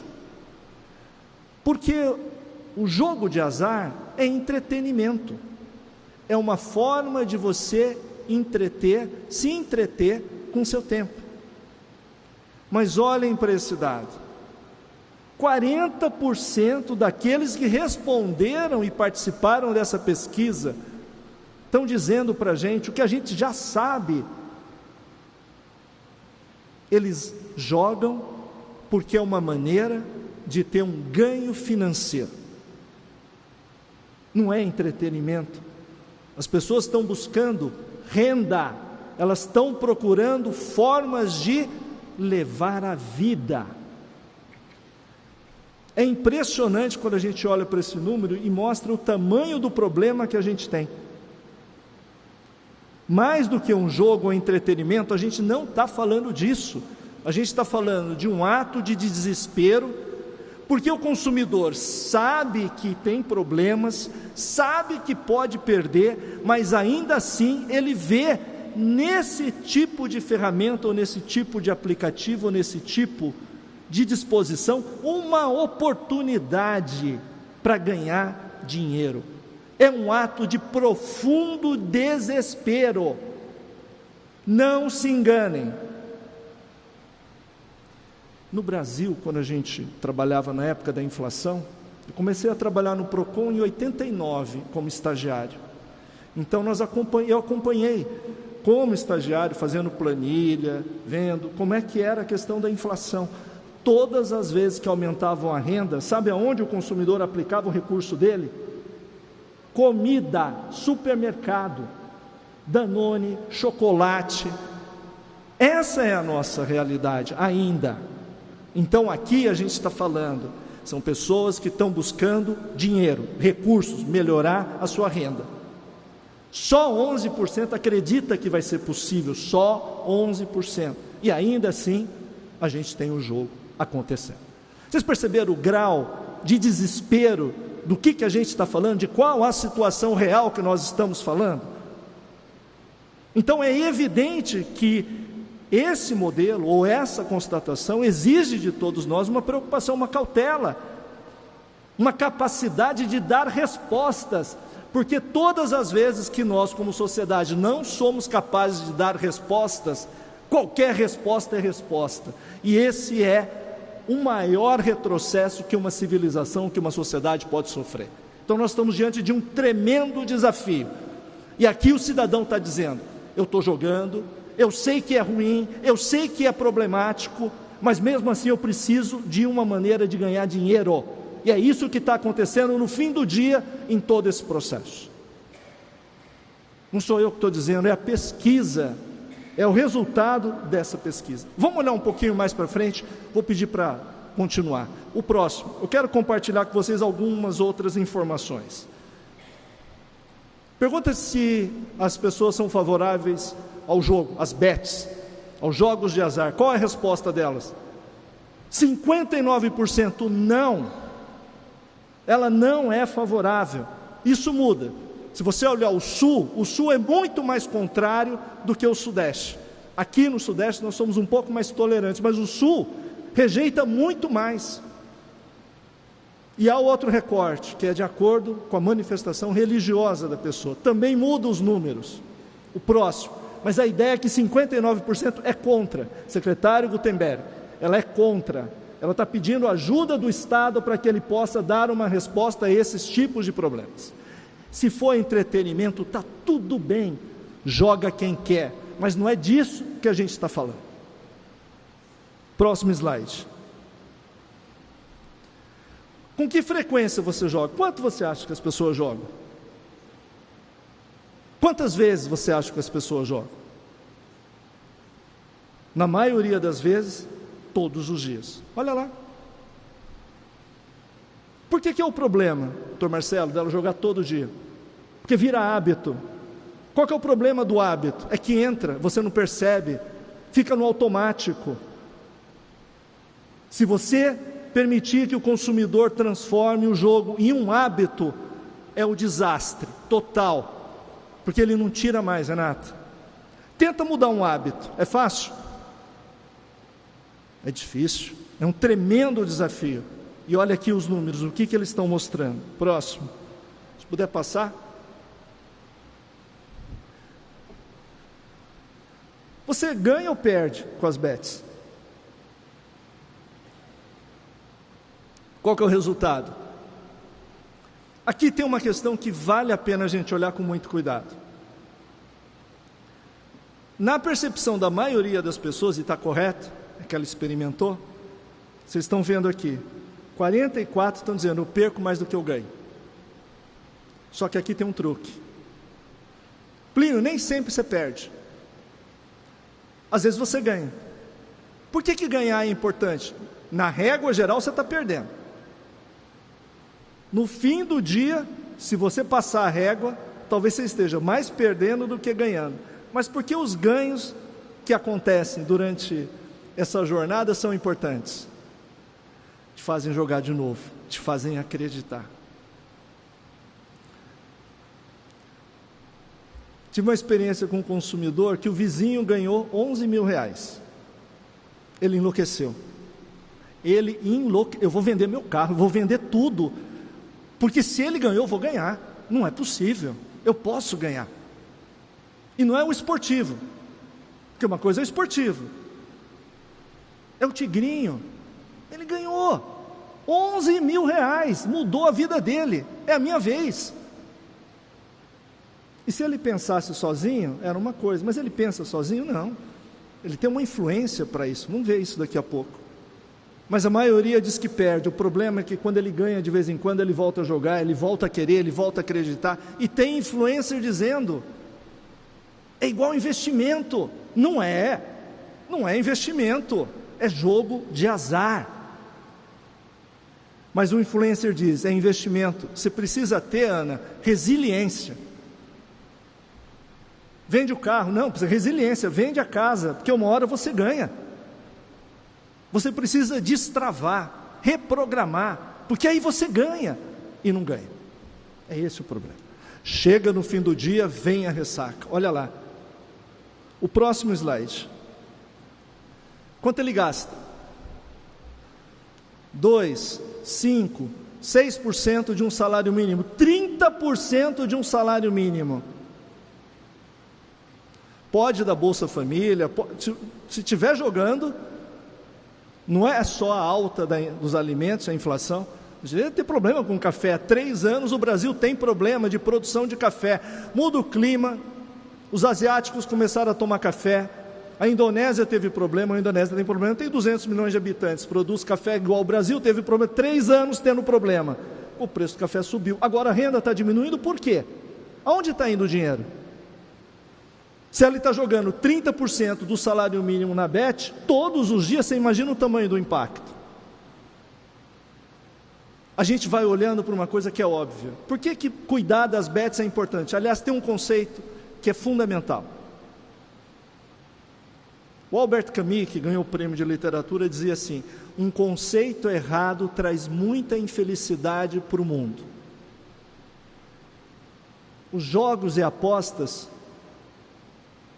é um serviço público. O Congresso Nacional definiu como serviço público, prestado sobre um regime privado de autorização. Por que ele é um serviço público? Por quê? Porque ele cuida de 2 objetos que são cruciais para a vida de todo e qualquer cidadão. O primeiro, poupança popular. Segundo, saúde e segurança. Esse serviço público, regulado pelo Estado, autorizado pelo Estado, não importa o quão rico, o quão poderoso seja uma Bet, ele continua sendo um prestador de um serviço público. É bom a gente não esquecer, porque é do Estado o comando, é do Estado a possibilidade e o dever de regular essa atividade. Porque afeta a poupança popular das pessoas, não só do indivíduo, mas da sociedade como um todo. Se o dinheiro está indo para a Bet, André, e não está indo para o comércio, para a atividade, você acha que é só aquele que aposta que vai perder ou a sociedade inteira? Então é poupança popular, é política pública refinada, estratégica, estruturante. E segurança, segurança das pessoas, do bem-estar individual, coletivo, de todos. E segurança, porque também dialoga com um problema gravíssimo, que é a lavagem de dinheiro. Então é por isso que o Estado é parte da estrutura do Estado, da União e dos Estados que irão explorar essa atividade. É um serviço público. Próximo slide. O dinheiro que eu estou apostando, está sobrando? É entretenimento? Tipo, vou no cinema, vou fazer aqui um churrasquinho, ou está fazendo falta para a vida, para o dia a dia desse consumidor?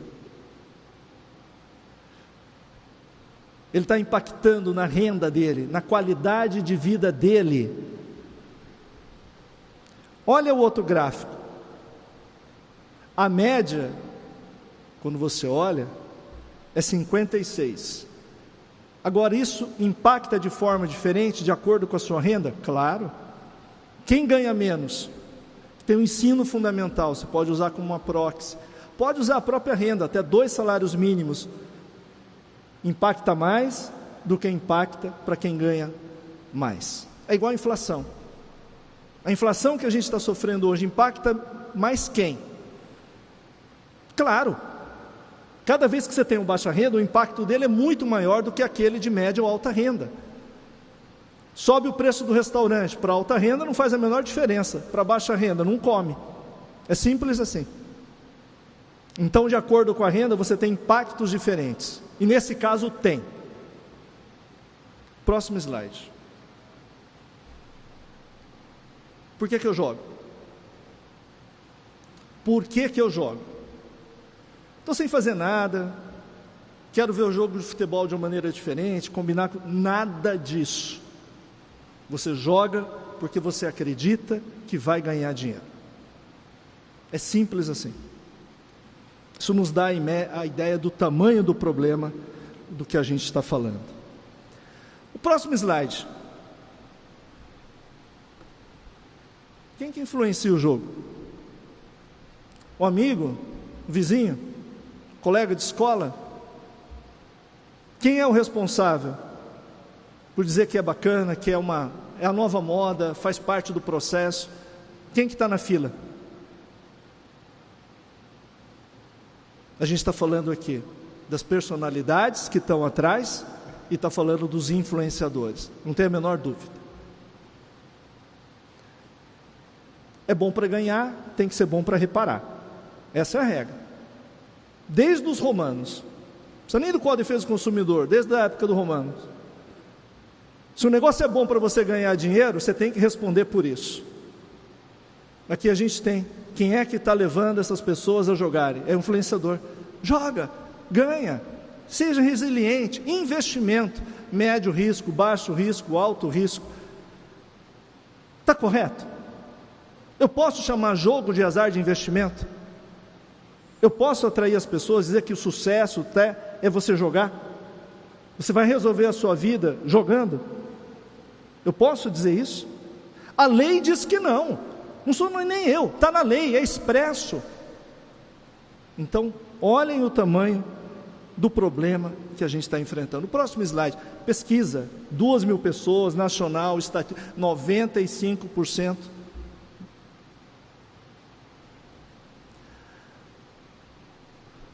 Jogar no seu dia a dia, resolve ou causa mais problema? Não precisava nem ter esse slide, né? Mas às vezes o óbvio precisa ser dito, porque precisa ser reconhecido, precisa ser discutido, precisa ser visto. 79% me causa mais problema, piora a minha vida, piora a minha atividade. Próximo.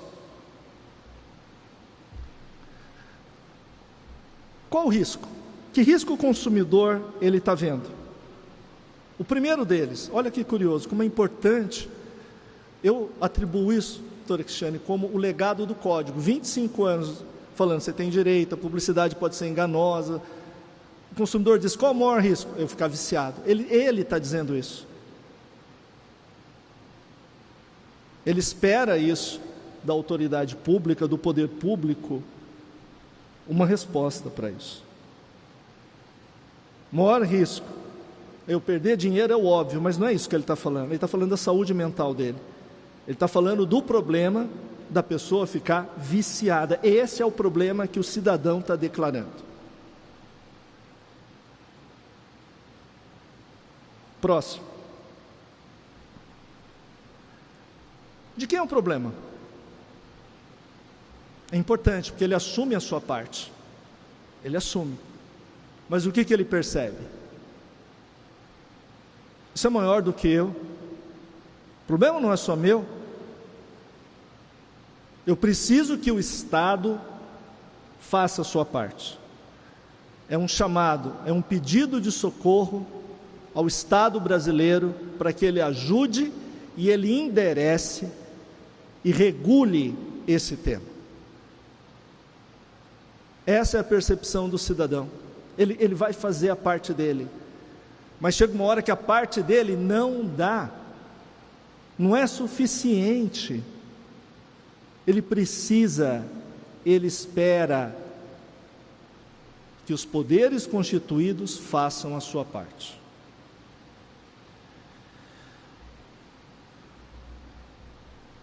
O último slide que eu quero compartilhar. Tem mais alguns aqui, mas eu vou um pouquinho mais adiante para não tomar muito tempo. O que ele acha que tem que ser feito? Então, educação. Renata, se você fizer e eu sei que você faz vários posts sobre educação, eu tenho certeza que ele vai falar, cara, o Procon está certo, o Procon está me ajudando. Como é que você sabe se um site é ilegal? Como é que você sabe se um site é ilegal? De aposta, hoje. Como é que você sabe? Tem que ter bet.br. Se ele terminar em .com é ilegal. Essa é uma dica simples, fácil, dá para fazer no Instagram. Precisa saber. .bet.br. Qualquer que seja o nome dele, sabe .com.br? Tem que ter bet.br. É regularizado. Se for com, André, ilegal. Não precisa nem discutir, é totalmente ilegal. Não está no Brasil, não responde a nada, faz do jeito que quer, como quer, onde quer. É absolutamente ilegal. É igual você abrir aqui na porta da Assembleia e começar a vender produtos ilegais. É assim, é exatamente isso. Quando uma bet entra no espaço público, que é o espaço da comunicação da internet, e abre, vende o seu serviço, sendo ilegal, é igual montar uma barraquinha e começar a vender coisas proibidas no meio da praça pública. Pode ou não pode? A gente olha para isso e diz assim, cadê? Tem que tirar, tem que responsabilizar, tem que ter um mínimo de ordem. Se cada um fizer o que quiser, como é que fica? Então aqui tem até um problema regulatório, porque aquele que está colocando o site ilegal ali, o domínio ilegal, e está contratando, e nada está acontecendo com ele, como é que você vai cobrar daquele que é o legalizado? Pau que dá em Chico tem que dar em Francisco, não está dando em um, não vai dar em ninguém. Se não der em ninguém, como é que a gente responde para a sociedade o que ela espera que a gente faça? Então, por que é um desafio? Ele é um desafio, em parte, por causa disso, porque ele traz uma complexidade. Você acha que o consumidor está querendo muita coisa? Ele está querendo educação, está querendo fiscalização. Pra vocês terem uma ideia, em janeiro desse ano, 51 influencers foram fiscalizados, estão sendo investigados pela Secretaria de Prêmios e Apostas, no âmbito nacional. Precisa da ajuda. Se os estaduais não entrarem, se os municipais não entrarem, se o legislativo não entrar, não dá conta desse tamanho, desse absurdo. Não se resolve.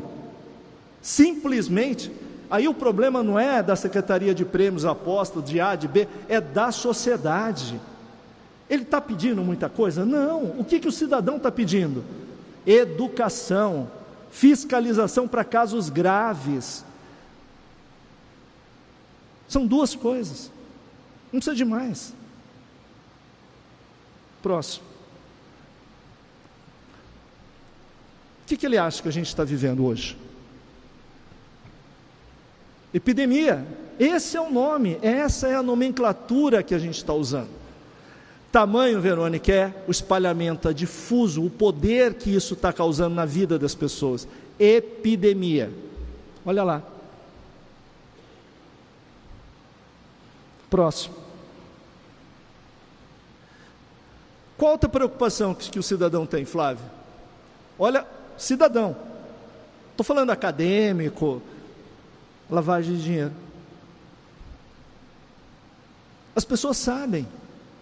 Elas associam, pode não ser sofisticado, depende de conhecimento, mas o modelo como as coisas estão postas, ela tem uma preocupação, precisa dar resposta.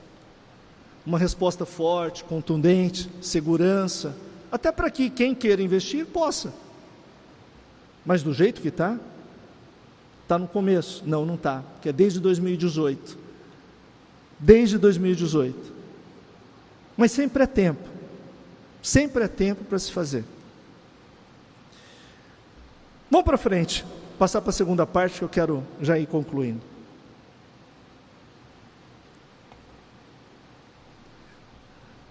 Qual que é a relação entre um e outro? Entre o Código de Defesa do Consumidor e o marco regulatório? É que ambos vão na mesma convergência. Primeiro, eu tenho que pensar em jogos e apostas como um serviço público. Isso é importantíssimo. Para lembrar sempre que o poder público pode sempre revogar a licença daquele que estiver operando mal. Esse é o maior poder. Não é a sanção, multa, não, esquece. A maior sanção, a mais estratégica, Ana, a mais estratégica é ele cassar a licença. Dizer, sabe, você não pode mais. Você, PF, pessoa física, não pode mais operar, porque fez mal, machucou as pessoas, não cumpriu com o que está certo, é serviço público. Tem que lembrar disso. Por quê? Porque ele tem uma vinculação. E essa vinculação, o Estado tem uma tesoura, ele corta, ele revoga, ele retira. Sempre vão dizer que não, que o poder é do mercado, que o poder é deles, eles têm dinheiro, são poderosos, não tem a menor dúvida. Vão dar carteirada o que puderem, vão, porque faz parte do exercício. Tem uma parte legítima e uma parte ilegítima. Pressão. Agora é público. É público. E por ser público, o Estado pode, deve. Não está funcionando, não está fazendo o correto, não está cumprindo, corta, sai. Porque tem que cumprir. Essa é a regra mínima. Tutela a poupança popular e tutela a saúde pública. Não é diferente do que o consumidor pensa. Ele está te falando isso. O seu consumidor sabe que isso tem a ver com a poupança e tem a ver com a saúde dele. A partir dessa estrutura, eu queria mostrar para vocês algumas questões de como é que elas funcionam. O marco é a 14.790, no final. Aí veio a portaria da SPA o ano passado, que é ótimo. É 1, 2, 3, 1. É até fácil de guardar, né? 1, 2, 3, 1. Essa portaria, ela traz a estrutura do Código de Defesa do Consumidor. Então, a primeira coisa, ela exige, é o que está na lei. Se pegar o 26, o 27 da 14.790, é exatamente a mesma coisa. Ele está explicitando, tornando, digamos assim, em miúdos o que a lei já está trazendo. Então ele diz ali, o que é melhor na defesa do consumidor? Você reparar ou evitar que o consumidor seja lesado? Alguém tem dúvida que a prevenção é sempre o melhor caminho? Aliás, é o único. Então ele vai apostar muito nas medidas de prevenção e mitigação dos danos. É essa a primeira racionalidade. Olha para a lei, olha para a portaria e lembra, tem que evitar o dano. Como é que eu evito esse dano? Próximo slide. Tem 4 coisas que a gente pode olhar. Tem várias outras, mas essas 4 são estruturantes para a proteção do consumidor. Primeiro, olhar para as obrigações que dizem respeito, primeiro, à saúde e à segurança da pessoa. E são 4 coisas. Quais são os instrumentos de autocontrole e prevenção que estão previstos? Quais são os monitoramentos de risco e de dependência que existe na lei e existe na portaria? Como é que é o atendimento? E por último, quais são as restrições e proibições? Então, dizer, se o serviço é perigoso, se ele pode levar ao vício, se ele pode levar à ludopatia, tem várias ferramentas para ajudar o consumidor. Se ele pode se endividar, tem várias ferramentas para evitar que o consumidor sofra um superendividamento. Vamos ver quais são elas. Próximo. A primeira delas, a gente chama isso de alerta de risco. Não tem o caso de recall? Você está andando com um carro, a roda vai sair, você sabe que isso vai acontecer, o que você faz? Faz um recall, avisa o consumidor.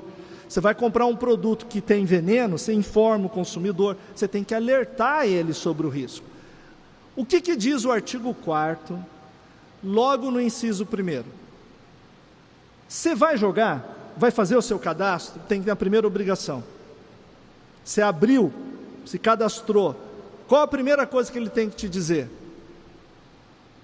Está na lei, e agora está aqui. Pode causar dependência. Você pode perder dinheiro, não é ganhar.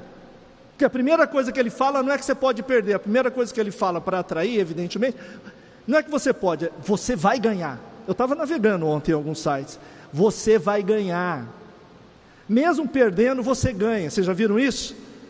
Pode jogar. Se você perder, eu te indenizo. Você ganha crédito. Está correto isso? O que a lei, o que a portaria explicitamente está dizendo? Você vai abrir e cada vez que você vai jogar, o que eu preciso dizer? Você pode ficar dependente e você pode perder dinheiro. É muito pedir isso? Você está vendo que a pessoa vai cair num buraco. Ela quer continuar andando porque é divertido? Tá bom. Mas o que você precisa fazer? Tem buraco ali, ó. Como é que chama isso? Transparência. A informação que é útil para a vida do consumidor, a básica, a elementar. Abre o site e vê o que ele está falando. Não preciso de um sistema, nada muito sofisticado. É você, o computador e a internet ligada. Liga, olha e vê. Nada sofisticado. É abrir o site e ver. Cadê essa informação? Vamos pensar juridicamente qual é o problema? Para o Código de Defesa do Consumidor, porque tem um diálogo. Se você pegar o parágrafo único do artigo 7 do Código de Defesa do Consumidor, que é o diálogo das fontes, a lei das BETs dialoga diretamente com o Código de Defesa do Consumidor, pode aplicar junto. O que o Código fala? No artigo 9º, serviço perigoso. Por que ele é perigoso? Porque a lei define qual é o perigo. Qual é o perigo? Perder dinheiro e ficar viciado. É isso, está na lei. Se o serviço é perigoso, como é que tem que ser a informação? Está no artigo 9º. Como é que tem que ser a informação? Adequada. O que é o adequado? Está ali, está no artigo 4º, inciso 1º. Não tem interpretação. Não precisa, é óbvio. E como é que tem que ser essa informação? Nos termos do artigo 9º, tem que ser ostensiva, tem que ter ostensividade. Não é você que procura, é ela que chega até você. Sabe quando você compra inseticida, não tem uma caveirinha, não chega a informação? Não é o BOP, é que pode ser letal. A caveirinha é letal, é símbolo de letalidade. A informação aqui é a mesma. Você não faz isso, o que acontece? Qual a consequência? Jurídica. É automática. O serviço que você presta é considerado defeituoso. O que é defeituoso? É a falta de informação. Se você presta um serviço e deixa de informar, e a informação é relacionada à sua saúde e sua segurança, o serviço é defeituoso. A reparação é objetiva, individual, coletiva e difusa. Esse é o remédio. É forte? Claro que é. Vamos usar? Não vamos usar? Para isso tem a política, para isso tem a melhoria, tem. Ninguém quer usar um sistema de responsabilidade só para reparar. Para o individual tem que reparar, mas para o coletivo, não adianta entrar dinheiro no caixa e as pessoas continuarem sendo lesadas. O sistema de reparação é feito para criar um incentivo para que a conduta seja adequada, pare de lesar. É isso. Uma das funções da responsabilidade não é só indenizar, mas é prevenir, é evitar com que a lesão continue sendo praticada. Há 25 anos o regime é esse, é simples assim. Quando você presta um serviço e você deixa de cumprir uma informação obrigatória, o serviço é defeituoso. Jogou, tem que devolver o dinheiro, porque o serviço é defeituoso. O objetivo não é entrar com a ação de reparação, mas é dizer, cumpra com a lei, informe, alerte o risco, alerte o risco. Jogos e apostas não está na dimensão só econômica, ele está na dimensão da saúde e da segurança. Próximo. É o mesmo regime, que vocês vão ver que é parecido. Eu tenho que orientar. Quem realiza esse serviço público mediante autorização, tem a obrigação de alertar o consumidor para autovigilância. Vocês já viram isso? Eu não vi, porque a única coisa que eu vejo é falando para ele jogar mais. Quando na verdade a gente está falando, não, você tem que alertar para ele, observar como ele está jogando, ter uma autovigilância e saber que você pode estar tendo uma dependência desse processo. Não faz sentido que a lei seja assim? Não é perigoso? Ela não tem que alertar, não tem que ajudar, não tem que orientar o consumidor? Cadê esse alerta? Cadê essa orientação? De novo, faltou informação, é defeito no serviço, violou o artigo 9º, é grave. E se é grave e causou danos, tem a obrigação de reparar esse dano. Alerta de risco, a mesma racionalidade. E a gente só está pedindo informação. Eu estou pedindo para mudar o sistema, pedindo informação. Eu não, a lei, a portaria, o Código de Defesa do Consumidor. O combinado não sai caro, agora tem que combinar, tem que informar. Próximo. Uma das medidas mais importantes, de longe, é quando você não depende de ninguém, só de você, para você se proteger, autotutela. Então o que a lei faz? O que a portaria está disciplinando? Você, jogador consumidor, você consumidor, tem que ter garantido no aplicativo, no jogo, duas coisas. Primeiro, ele precisa possibilitar que você limite as suas apostas. Eu quero jogar R$50. Tem que ter um mecanismo, tem que ser fácil. Eu quero que você me alerte se eu estiver gastando mais do que R$50 por semana. Tem que ter o alerta. Eu quero que você bloqueie. Olha, eu não consigo me controlar. Eu quero que você me bloqueie. Isso é autotutela. Eu quero que você me deixe fora 1 mês. A gente sabe que todo vício demora pelo menos 45 dias. 45 dias eu quero estar fora disso. Tem que ter o período, tem que ter esse sistema, tem que ter essa disposição. Ou, quando ele vem e diz, eu quero estar fora, eu quero ir embora, eu não quero mais jogar. É assim na União Europeia. Eu estava estudando algumas decisões. Na Alemanha, por exemplo, você pode estar fora. Você tem limite lá, tenta jogar acima do limite. O Estado estabeleceu o limite para jogar. Se você quiser jogar acima daquele limite, tem que ir para outro país. Na Alemanha você não joga.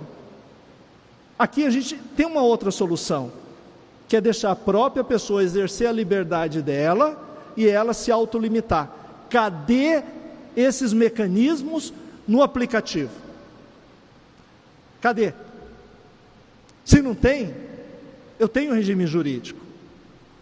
Se eu não tenho um mecanismo tão básico como esse, que tira a liberdade das pessoas, ele retira a liberdade das pessoas, ele impede que as pessoas possam fazer alguma coisa. Olha a situação que a gente está falando. Eu não estou dizendo que é algo sofisticado, eu estou dizendo, o próprio consumidor, ele disse, estou passando dos limites, eu quero fazer alguma coisa.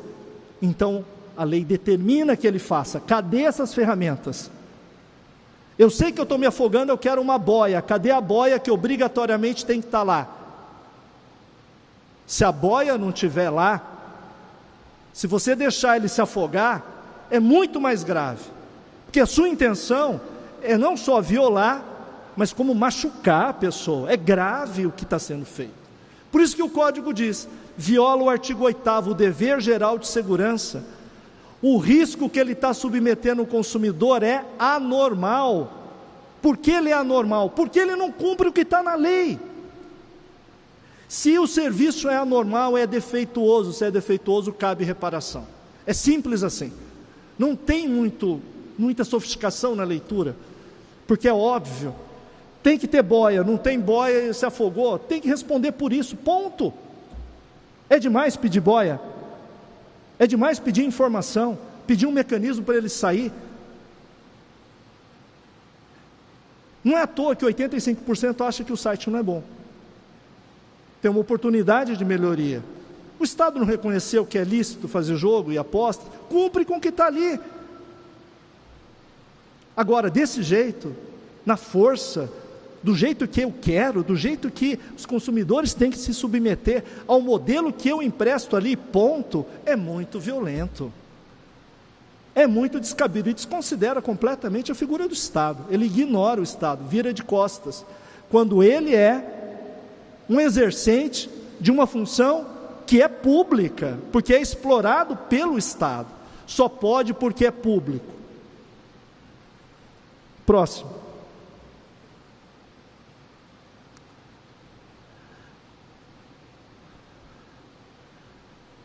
Ele tem que acompanhar os jogos do apostador. E ele tem esses números. Ele tem para fazer a contabilidade dele, para ver o potencial dele. Agora, ele tem que compartilhar com o consumidor. Ele precisa saber o que o consumidor está jogando. Ele tem que entender se passou do limite, aí tem que fazer o alerta, tem que fazer o bloqueio, tem que fazer a autoexclusão. Não é simples. Se eu faço isso para ganhar e para monetizar, por que eu não compartilho com o consumidor? Está indo longe demais. Vale a pena você ir com calma.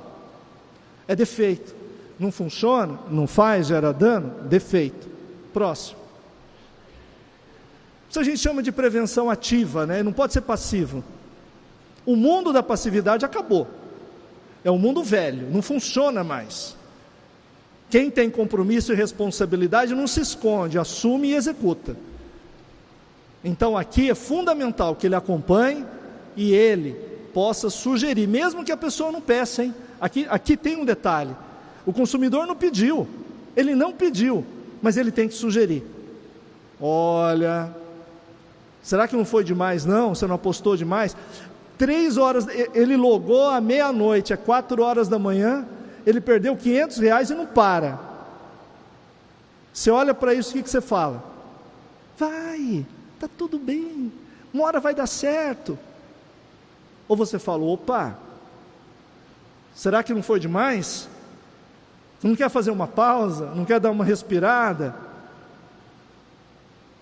O regime é privado, mas a natureza é pública. É por isso que pode.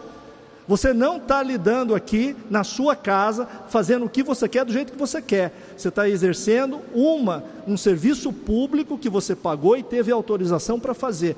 Tem regras que você não pode ignorar. Próximo.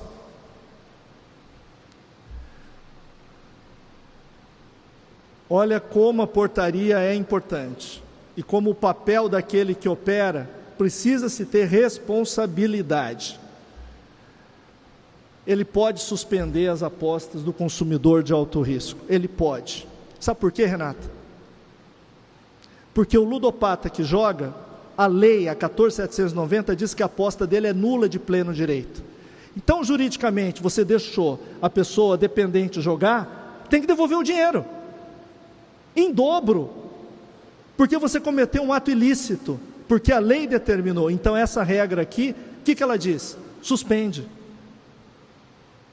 Se ele está cumprindo com a obrigação dele. Sabe, nos Estados Unidos, você quer beber? De quem que é a responsabilidade de servir bebida? É do barman. Se ele olhar que você está caindo, ele continuar enchendo o seu copo, e ele vai responder. Por quê? Porque aquele que faz tem responsabilidade. E tem que ter. Então, não fez. É um ilícito. Se é um ilícito, tem que reparar. Então, pode passar o próximo. Por favor. Última coisa. Na hora que você está jogando, você tem que ter um painel. O painel tem que mostrar quanto você jogou, tempo que você está jogando, tem que mostrar o que você está perdendo e qual é o saldo. Secretário, a gente costuma dizer no consumidor que o maior risco é aquele que ele não vê. Está em toda a literatura de risco que você estuda, o maior risco é aquele que você não vê. Qual o maior risco para o consumidor quando joga, André? Ele não saber. Aqui, Ricardo, sabe aquele painel do superendividado? De onde que veio, né, Renata? Quanto você está? É a mesma coisa. Quanto tempo você está jogando? Quanto você já perdeu? Qual que é seu saldo? Aí ele vai tomar um susto. Cadê essa informação? Nosso arroz com feijão. A defesa do consumidor, cobrar direito à informação é arroz com feijão. Agora só tem que dar uma adaptada, mas está tudo escrito na portaria, não tem tanta dificuldade. Perguntar, notificar, é para punir? É para consertar. É para consertar, para fazer a coisa certa. Só isso. Agora tem que fazer. Próximo. Ô Flávia, posso pagar com cartão de crédito? Não posso. Por quê? Porque não. Você não pode permitir uma escalada financeira para entretenimento. Faz sentido? Demais. Agora, eu posso facilitar que ele arranje crédito para jogar? Não. Posso fazer factoring? Comprar a dívida dele? Não, é proibido. Ficar de olho, porque não pode. E aqui tem um ponto. Os sites ilegais, como é que eles estão funcionando? Quem que está permitindo operacionalizar isso? Como é que ele paga? Como é que ele recebe? Como é que ele paga? Como é que ele recebe um site ilegal? Como é que a financeira está trabalhando nisso? Propiciando um ato ilícito, ilegal, financeira. Se fizer, tem que responder. É grave, é gravíssimo. É quase uma parceria para cometimento de ilícito. É gravíssimo. Tem que olhar. É importante estar no radar. Vai chegar no PROCON do interior a reclamação. Tiago, vai chegar uma reclamação dizendo, o cara sumiu, não sei quem é. Aí você olha, o site não tem .bet.br, não tem bet.br. É ilegal. E a financeira fez. Quem responde? A financeira. O site você não vai pegar, porque ele está nas Ilhas Caimã, ele está em qualquer outro paraíso fiscal, mas a financeira está ali. Deputado, é muita gente explorando o ilícito. Não dá certo. Não dá certo.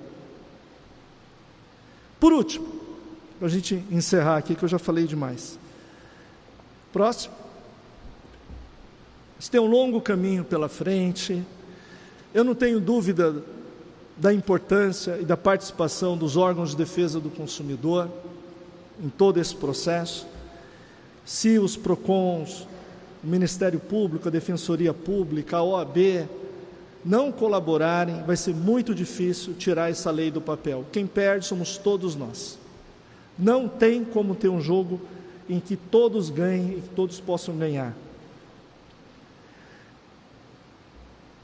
O que é o foco que eu acho que é absolutamente prioritário? Saúde e segurança. E aquele que está na completa ilegalidade.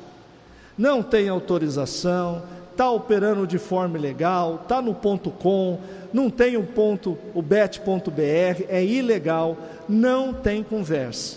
Tem que ter uma resposta forte, uma resposta efetiva de toda a sociedade, para que a gente possa, aí sim, para aqueles que estão legalizados, cumprirem com as regras que estão ali. É fácil? Não é fácil. Mas a gente costuma dizer assim, qual a diferença entre o otimista e aquele que tem esperança? O otimista desconsidera toda e qualquer outra possibilidade, ele só pensa na positividade. E aquele que tem esperança, ele sabe o contexto que ele está vivendo. Nietzsche dizia assim, que a esperança nasce igual à água que se arrebenta nas pedras da cachoeira, e é no meio dessas pedras que nasce o arco-íris. A esperança é aquele fio de luz que entra no meio da escuridão. Qualquer brechinha, a luz entra. Esse é o Código de Defesa do Consumidor. Ele é esse fio de esperança no meio de tanta escuridão que ajuda a gente a caminhar como consumidores, como sociedade, mas como pessoas. Nós podemos ser melhor. Nós somos melhores do que nós estamos vendo aí. Muito obrigado.